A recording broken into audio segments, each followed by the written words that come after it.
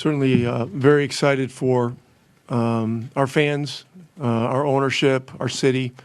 You know, winning a closeout game on the road is extremely difficult. Cleveland threw a whole game at us. You know, we were down 19, and you know, Ty's run of shot making in the second quarter got us back into it. And then you know, we just had a lot of guys that played extremely hard, and we just said, hey, let's hang in this thing, try to wear them down, and see if we can outlast them. And essentially, you know, that's what happened. You know, Toppin made some great plays at the end of the third. You know, Nembhard was clutch again. Ty was great. Pascal was great. And Miles had a couple of huge rebounds at the end. So really thrilled for our guys. And, you know, we'll see what happens next. You've talked about wanting more than this, but a lot of franchises, you know, struggle to make the conference finals at all. To do it 2 years in a row, what does that mean to you? Look, we're talking about 8 more wins for an NBA championship. You know, the league is wide open this year. I mean, there are a lot of great teams, but it's wide open, and we've just got to keep believing. We got a great group of guys who have committed to one another, and you know, we have a formula that works for us when we really are steadfast about sticking with it, and we play an efficient, clean game. And so, you know, we got some time to rest up a little bit, and we'll see whether it's New York or Boston. You talked about just being able to wear them out, basically. At what point can you start to sense that you have that dimension, and what are the things that you see, I guess, in another team that tells you that you have that endurance edge at that point? Well, listen, Cleveland's banged up. That's well documented. But you know, to me, I heard this one time. You know, when the year we won in Dallas, and there was a lot of stuff about, you know, the other team losing the series, and somebody made the comment, the winning team writes the script. And, you know, I just have to give our guys credit. They earned this. I mean, this is one of the best teams in the league, you know, injuries, dings or no dings, and they had a great year. And I'm sorry that their season had to end like this in a way. You know, I mean, Kenny did an amazing job. Their guys, you know, they just kind of had the perfect season, and then we came along and we're hot at the right time. You know, so, but as far as the wear down thing goes, you know, we need to be persistent. We need to make it hard, and you know, we need to play within ourselves. You mentioned the Haliburton shots. Obviously, he picks up a couple fouls there. You know, he has to come out. You have to shake up the rotations a little bit. Just what do you feel like you guys did well to hang in there? What do you think he did well to hang in there at that point when he's got to kind of shake up his rhythm a little bit from usual and get back in there at different times? Yeah, I mean, there are unusual things that happen in a series, and particularly in elimination games. And we had a lot of stuff going on. I mean, I ran Pascal a lot longer than normal in the first quarter. Ty got the 2 quick fouls. And then I got Ty back in the first quarter, and then things were just a little bit haywire. But that's why you have a team. Now, Thomas Bryant in the second half gave us some of the greatest minutes you can ask of a backup center. You know, I mean, he ran, he rebounded. The 3 in the right corner was enormous during a run where, you know, we were starting to get into their legs a little bit. And you know, his enthusiasm is just, it's been, you know, it just permeates our team. Miles Turner had, there was kind of a chase down block he had on Donovan. It seemed like Donovan kind of slowed down to try to get the foul, and he managed to get that thing clean. How big is that shot? I mean, all of Miles in general. Yeah, I mean, people look at playoff victories and, you know, oftentimes point to great scoring performances and triple doubles and stuff like that. I mean, series defining plays oftentimes are loose ball effort plays. And, you know, Miles with that rundown block, that was key. I mean, I don't remember what the score was, but it was such an amazing momentum play that it took away some of their juice, and they were in the process of making a big run. Rick, it seemed like you guys slowed them down inside. I think they had 34 paint points in the first half, and things kind of evened out with them for the rest of the game with the Cavs. So what was going on there, you think, and how important was that for you guys down the stretch? Well, at halftime, we just talked about the fact that we weren't creating enough friction out there defensively. We were taking bodies off of bodies. There was too much space, too many angles, and they were getting what they wanted, And so, at the point of attack, we started meeting them sooner, and regaining some leverage that we needed, and we survived it. But I mean, this crowd is off the hook. It's just. And at the beginning of the game, they turned the decibels up. I've been in here enough times. I know when they're turning that thing up a little bit, and this place was lit. So this was a tough environment, but our guys used the noise and the commotion to narrow their focus, and that's what you got to do in these big moments, in these big games. Garland had that one drive where the Red Sea kind of parted, and you called the timeout less than a minute into the quarter. What were you trying to clean up there? Well, they had scored once, and then we came out of halftime and we blew a play that we had called. We didn't execute. They scored, and then we had miscommunication, and we trotted back, and we just allowed a guy to just defiantly just trot in there and lay the ball in, and we came in the timeout and just said, no more, This isn't us, and our guys turned it around. They went back out there, and we got, I don't remember the exact sequence, but we got a couple of needed buckets. I mean, the thing went to 8, and I think we got it back to 4, and then we were back, and the game was in touch still. Was there a point during the season where you saw that, we can get hot, we can go back to a conference finals? Well, I mean, ever since January 1st, we've been on a pretty significant run, but you don't get ahead of yourself and think about those things or talk about those things. You try to stay in the moment with process and all that kind of stuff, and our guys have been great with it. They've been great with it, and but as the season has unfolded, it's just been clear to me that it's one of the most wide open years that we've seen. And so, we've got to look at this thing as, just being very opportunistic. And that's what we were in this series. We were not favored in one game. I mean, the lowest point spread against us, I don't know, was 5.5 or something like that. And so, that was something that fueled our guys too. Rick, making it this far, you get a lot of national attention. What do you hope the country is learning about your Pacer team? I don't care about the attention. What matters to me is the guys in the locker room. Attention this time of year can be a curse. The wrong kind of thing. We can't start reading our press clippings. We can't start doing all that stuff. I mean, it happened to us a little bit after Game 2. Tyrese had 2 historic game winners in 8 days. We sat on a 2-0 lead, getting 2 on the road for 2.5 days, and got absolutely smashed at home. I mean, it wasn't close, and it was ugly. And so we got the wheels back on the wagon in Game 4. This first half tonight was not good and not fun. But the second quarter, we got things a little bit back on course.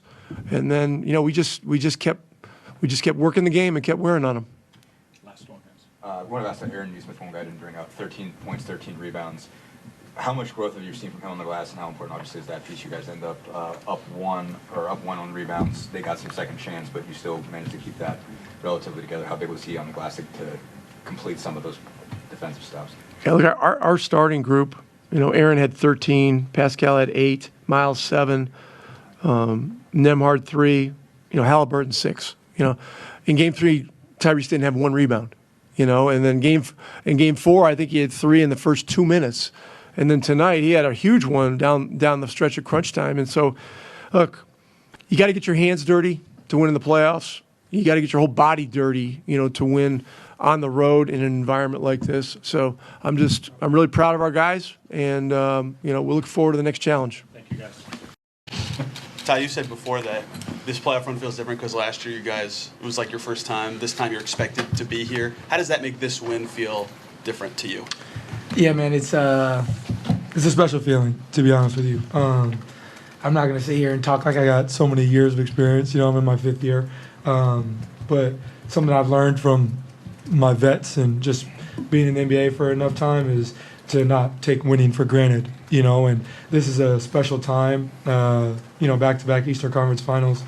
We're not done. We still got, ways to go, but it's a special feeling, man. And, watching the lottery last night, I remember being our representative at the lottery a couple of years ago and not wanting to, to go back. So it's special, man.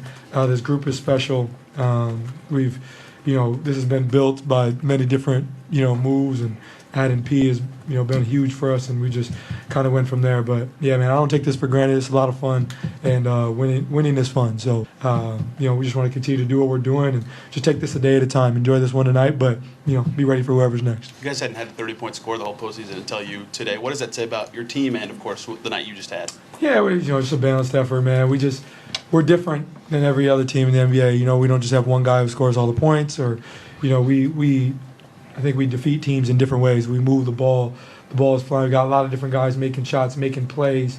And we've preached our depth all, for the last couple of years, and it's paying off now. So, I had a great game, but I think a big part of that was guys were finding me, putting me in the right spots, and we didn't panic after that rough start to the first quarter. We knew they were going to throw a punch. We talked about that. We knew that they were going to throw a haymaker there, but I thought we weathered the storm the right way and got going from there. So really proud of our effort and, proud of this group. Pascal, just a minute ago, Rick was talking about that it is, the championship window is potentially there. You need 8 more wins. You've won one before. What makes you believe this team can do it? Well, first of all, do I count as one of your vets? Oh. Yeah, sure. I appreciate that. But no, I think for me, I like you said, you can't take it for granted. Like I've always told this story. It's like once I got to in 2019, we got there, and I was like, I was in my 3rd year in the league, and I just felt like automatically like I'm gonna be right back. Like we're gonna do this again. Obviously, we had that year after that where we did well. We went to the conference final or something like that. But after that, it was rough. So you can never take it for granted. And for me, it's just like we have a great opportunity. Last year, like we literally where we was at last year, and when we got in the summer, we talked about getting better. Like this is the opportunity now to get better. Show that we took a step, and that's the mentality that we have going into the next games. Is we have a real opportunity, and we can't take it for granted. I can't stress it enough. Ty, you've used the word wear down effect a lot to explain this team. How much does that explain tonight? I guess the trajectory, the way this game went. I mean, how much does the way you guys were able to come back, erase a 19-point lead like you did? How much does that explain by wear down effect? Yeah, I mean, just picking up full court, amping up our pressure. I think we can wear down in many ways, but from our defensive effort and energy and output from everybody. When our second group comes in, them TJ harassing guys full court is important.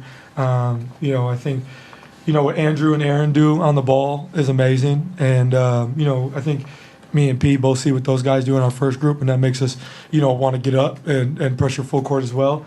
Obviously that's a big part of the wear down effect, but I think offensively our pace, it's hard to play at our pace for over a 7-game series. It's hard to play at our pace in a 1-game series. So I think we're doing a great job playing our way, controlling what we can, and I really feel like that's important. Coach has been stressing that the last 2 years. Just it's not about one game. It's how can you wear on teams for 48 minutes every game, every day.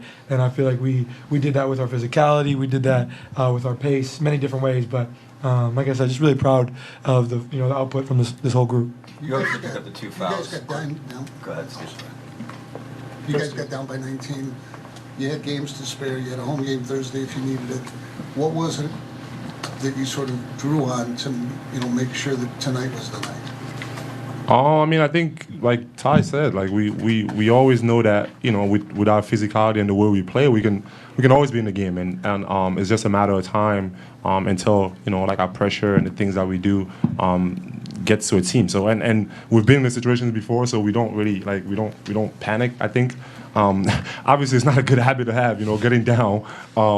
But I think for us I just try to get the guys to continue to calm down, play our game, follow the game plan, and once the game keeps going, like we just believe that we can always be in the game.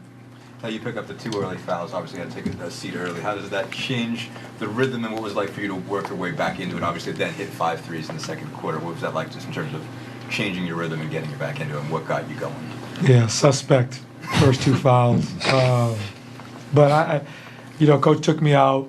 I was a little frustrated.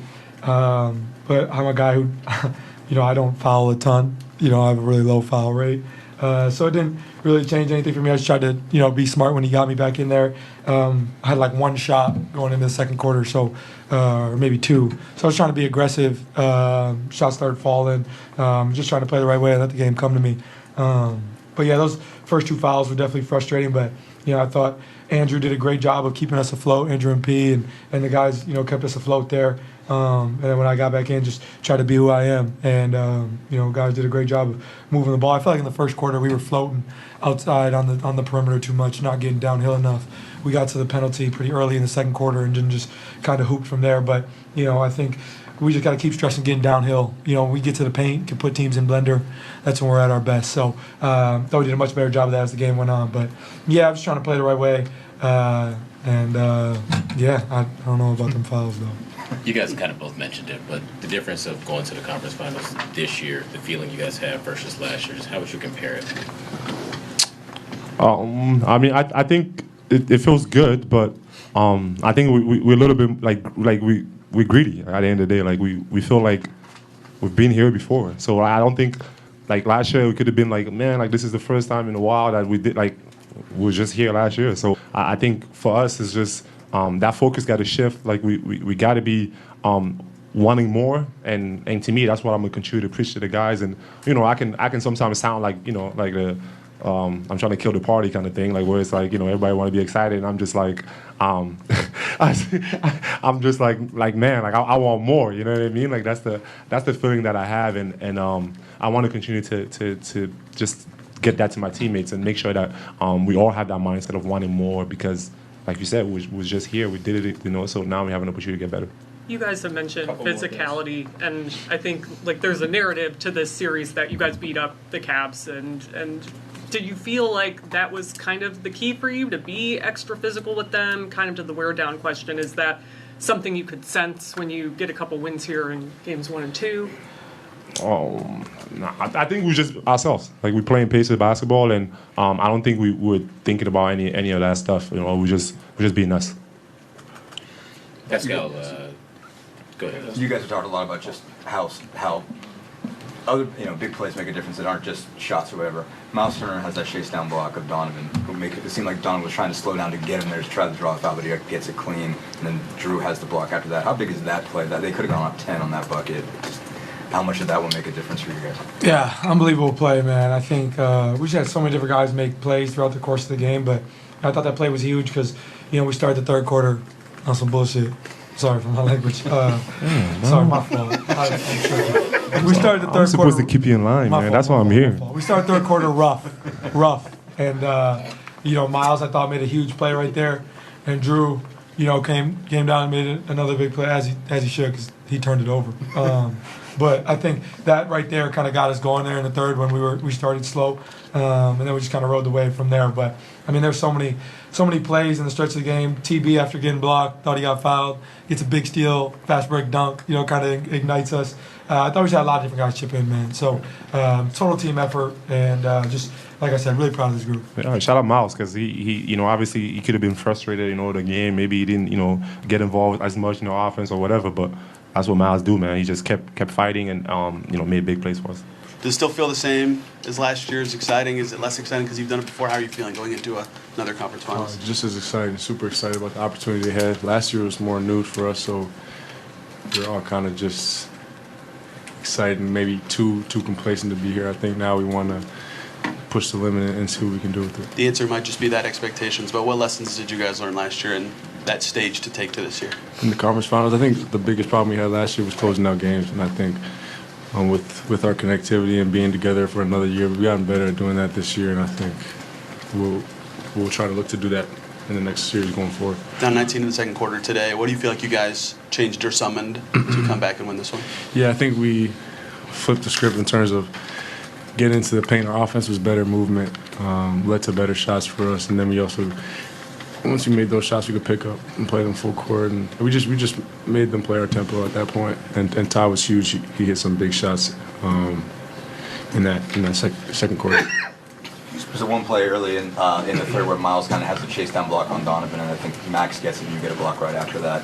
You guys could have fallen behind by 10 at that point. One, just how big was that? Just how important was Miles getting that thing started, timing that thing up, and blocking that shot without fouling? Yeah, no, those are the plays, the little plays that don't maybe go unnoticed sometimes, but they're huge. You know, that could have been an easy just 2 points, momentum swing type of play, and we talk about giving that extra low percent. And that was one of those plays where he gave it and gave me opportunity to kind of make another block. So a big play by Miles. You guys have talked a lot about wear down effect, and it seemed like that certainly made a difference tonight. I guess at what points do you start to see that come into play for you guys? At what point can you kind of tell that endurance is playing in your favor? Yeah, I'm not sure how you could tell, but I think it's a slow progression. I think throughout game to game, as the game gets into the fourth quarter. It's tough. We play physical, we play fast. We have a lot of depth. So I don't know if we see it in them. We just feel it. I don't want to say that, but I feel it. You obviously had some big shots in the fourth quarter, a couple of threes in that three-point play after Donovan hits the three to get back. We just wanted to talk about that shot first, the three-point play. Just what are you seeing there? What are you trying to do, especially after he hits a big one to get back within the possession? I'm not sure what the score was at the point of the time. I mean, it was just trying to score the ball. They were denying Ty. We were running a little play at the top of the key. It kind of got blown up, and I just wanted to get downhill, see if I could make a play. I know we talked about it throughout the series, but I mean, you obviously made Donovan work as you did for over the course of this. I mean, how do you feel like you got better in that matchup from game to game? How do you feel like you made improvements each time, just making it a little bit harder for him? Yeah, I don't know even how hard I made it on him. Dude's tough. He's physically gifted, can really get downhill. He's hard to stay in front of, can shoot the three, can finish at the rim. So I just try my best to play hard out there, be a pest. But it's not going to stop a guy like that. Along those lines, you guys are one of only a handful of teams that have beaten the Cavs multiple times, and I mean, to take them down in 5 playoff games, like, do you feel like you unlocked something with how to beat them, or like throughout the course of the regular season that carried over, or in this series, or? Sorry, say that one again. Did you unlock something with how to beat this Cavs team? I mean, just having they won 64 games, not many teams beat them multiple times. No, I mean, not many teams play them as much as we did too. So I think we tried to make it tough on them. In terms of did we figure out how to beat them, I'm not exactly sure. We beat them in this 7-game series in this 2-week span, but yeah.